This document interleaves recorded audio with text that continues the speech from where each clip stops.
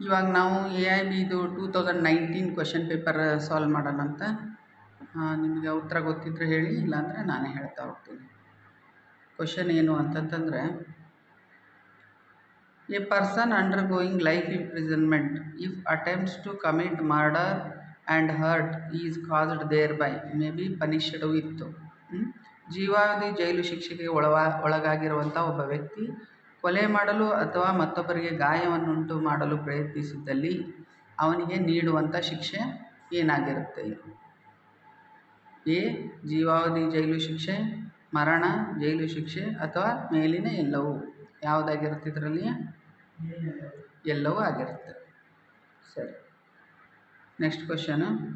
Under the dissolution of Muslim marriage act 1939, a Muslim wife can seek dissolution of marriage if the husband fails ಆಗಬೇಕದು, typographical ಇರೋದೇ. Husband fails to perform marital obligation for. ಯಾವ ಸಂದರ್ಭದಲ್ಲಿ ಒಬ್ಬ Muslim ಮಹಿಳೆ ವಿವಾಹ ರದ್ದತಿಯನ್ನು ಕೋರಬಹುದು ಅಂತ ಪ್ರಶ್ನೆ. ಇದಕ್ಕೆ ಆಪ್ಷನು ಯಾವ ಒಂದು ವರ್ಷಗಳಲ್ಲಿ, ಎಷ್ಟು ದಿನಗಳಲ್ಲಿ ಅಂತ. 2 ವರ್ಷ, 3 ವರ್ಷ, 4 ವರ್ಷ ಅಥವಾ 5 ವರ್ಷ?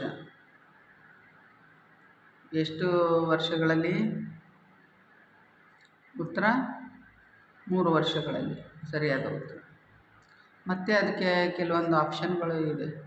ಈಗ 4 ವರ್ಷದಿಂದನೂ ಅವರು ಮ್ಯಾರೇಜ್ ಕನ್ಸುಮೇಷನ್ ಇರಲಿಲ್ಲ, ಅಥವಾ ಅವನು ಅಬ್ಸ್ಕಂಡಾಗಿದ್ದಾನೆ, ಅವನು ಬಂದೇ ಇಲ್ಲ ಅಂಥ ಸಂದರ್ಭದಲ್ಲಿ ಕೂಡ ಒಬ್ಬ ಮುಸ್ಲಿಂ ಮಹಿಳೆ ಇನ್ನೇನು ರೆಸಲ್ಯೂಷನ್ ಆಫ್ ಮ್ಯಾರೇಜನ್ನು ಕೇಳ್ಬೋದು. ಮತ್ತು ನಮ್ಮ ಹೆಂಗೆ ಹಿಂದೂ ಲಾ ಅಲ್ಲಿ ಇರುತ್ತೆ, ಕ್ರುಯಾಲಿಟಿ ಗ್ರೌಂಡ್ ಮೇಲೇನೂ ಕೂಡ ಕೇಳ್ಕೋಬೋದು. ಜೊತೆಗೆ ಮತ್ತು ಏನಾಗುತ್ತೆ, ಅಲ್ಲಿ ಮುಬಾರತ್ ಅಂತ ಒಂದಿರುತ್ತೆ, ಇಬ್ಬರು ಕನ್ಸೆಂಟ್ ಡೈವರ್ಸ್ ಕೂಡ ಇಬ್ಬರು ಒಪ್ಪಿಗೆ ಮೇರೆ ಮಾಡ್ಬೋದು. ಅಥವಾ ಮಹಿಳೆ ನ್ಯಾಯ ಕೇಳ್ಬೋದು, ಖುಲ್ಲಾ ಅಂತಲೂ ಇದೆ, ಅಲ್ಲಿ ಕೂಡ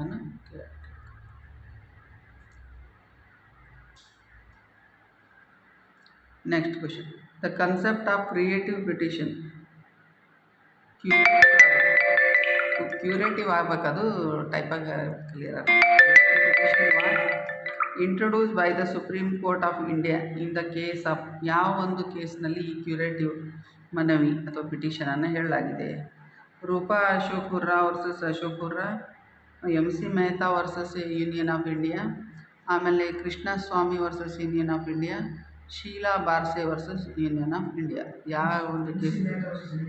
MC Mehta versus Union of India. Okay, ಸರಿಯಾಗಿದೆ ಉತ್ತರ.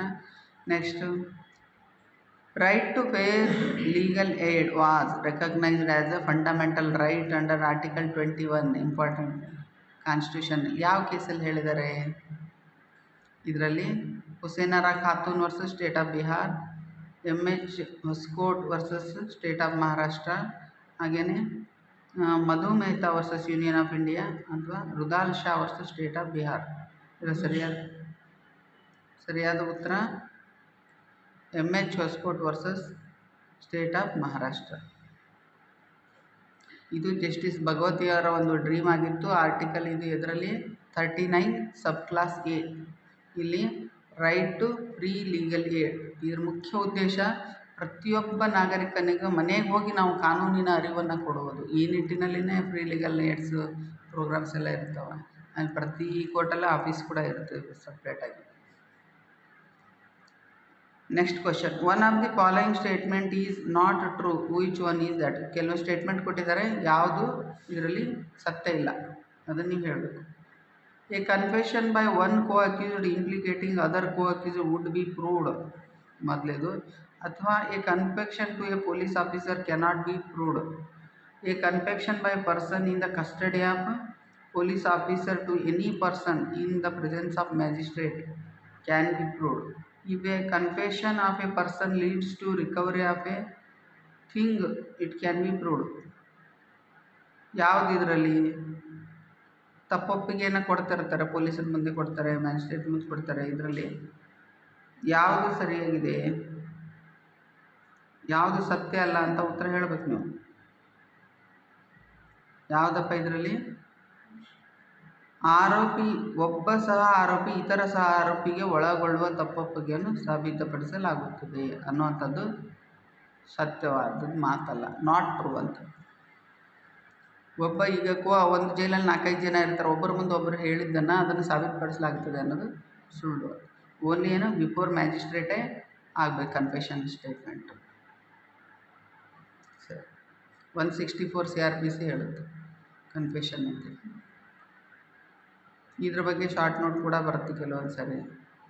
ಕನ್ಫೆಷನ್ ಮಾಡಬೇಕಂದ್ರೆ ಜಡ್ಜ್ ಆದವರು ಕೇಳಬೇಕು, ನೋಡಪ್ಪ ನೀನು ಸ್ವ ಇಚ್ಛೆಯಿಂದ ಹೇಳ್ತಾ ಇದ್ದೀಯ, ಯಾವುದೇ ರೀತಿ ಕೋಯರ್ಷನು, ಫ್ರಾಡು, ಮಿಸ್ಲೀಡು ಇರಬಾರ್ದು. ಅವ್ನು ಸ್ವ ಇಚ್ಛೆಯಿಂದ ಹೇಳುವಂಥ ಹೇಳಿಕೆ ಆಗಿರಬೇಕು.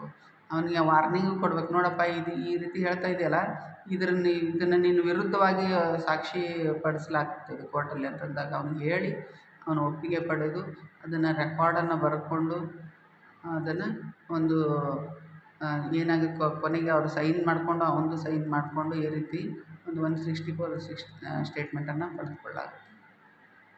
ಇದ್ರ ಬಗ್ಗೆ ಶಾರ್ಟ್ ನೋಟ್ ಬಂದಿದೆ ಬಳಸಿ. Next,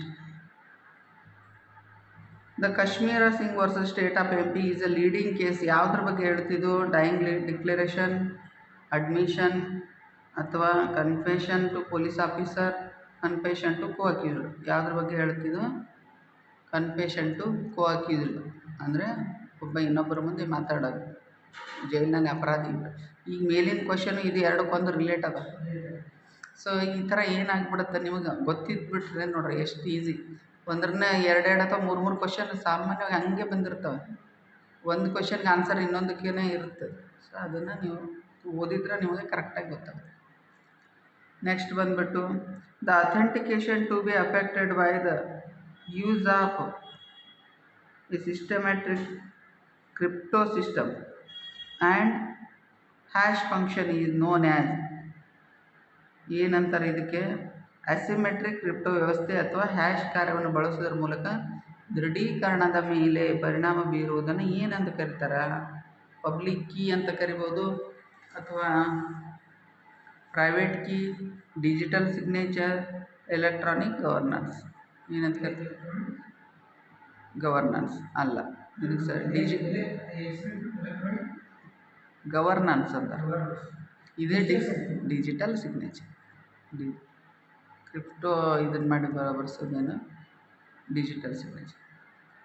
punishment for cyber terrorism under section 66F shall be punishable. Cyber ಕ್ರೈಮಲ್ಲಿ ಏನಾಗಿರುವಂಥ 66F ಅಲ್ಲಿ ಸೈಬರ್ ಯಾವ ಶಿಕ್ಷೆ ವಿಧಿಸಲಾಗುತ್ತೆ ಅಂತ. ಮುಖ್ಯವಾಗಿ 3 ವರ್ಷಗಳವರೆಗೆ ವಿಸ್ತರಿಸಲ್ಪಡುವ 7 ವರ್ಷದವರೆಗೆ, ಅಥವಾ ಜೀವಾವಧಿ ಶಿಕ್ಷೆ, ಅಥವಾ 10 ವರ್ಷದ ಒಳಗೆ. ಇದಕ್ಕೆ ಸರಿಯಾದ ಉತ್ತರ ಏನು? ಜೀವಾವಧಿ ಶಿಕ್ಷೆವರೆಗೂ ವಿಸ್ತರಿಸ್ಬೋದು. Cyber terrorism, cyber crime is somewhere it is different. Terrorism through media cyber. So ಅದನ್ನೊಂದು ಸ್ವಲ್ಪ ನೋಡಿಕೊಡ್ರಿ 66. Next, section 2J of the industrial dispute act 1947. Industry means ಏನು? ಇಂಡಸ್ಟ್ರಿ ಅಂದರೆ ಏನು? ಉದ್ಯಮ, ವ್ಯಾಪಾರ, ವ್ಯವಹಾರ, ಅಥವಾ ತಯಾರಿಕೆ ಅಥವಾ ಉದ್ಯೋಗಗಾರಿಕೆಯ ಮಾಡೋದು, ಅಥವಾ ಯಾವುದೇ ರೀತಿಯ ಕರ ಸೇವೆ ಉದ್ಯೋಗ ಮಾಡೋದು. ಯಾವುದು ಇದರಲ್ಲಿ? ಆಮೇಲೆ 4ನೇದು ಒಂದು ಆಪ್ಷನ್ ಇದೆ, ಕಾರ್ಮಿಕ ಕೈಗಾರಿಕಾ ಉದ್ಯೋಗ ಮಾಡೋದು. ಯಾವುದು?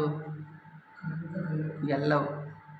ಇಂಡಸ್ಟ್ರಿ ಮೀನ್ಸ್ ಉದ್ಯಮ, ವ್ಯಾಪಾರ, ವ್ಯವಹಾರ ಹೌದು, ತಯಾರಿಕೆ ಉದ್ಯೋಗದಾತರಿಗೆ ಮಾಡೋದು, ಆಮೇಲೆ ಯಾವುದೇ ರೀತಿಯ ಕರ ಸೇವೆ ಉದ್ಯೋಗ, ಕರಕುಶಲ ಇಂಡಸ್ಟ್ರಿ ಅಂತ ಬಂದ್ಬಿಡುತ್ತೆ.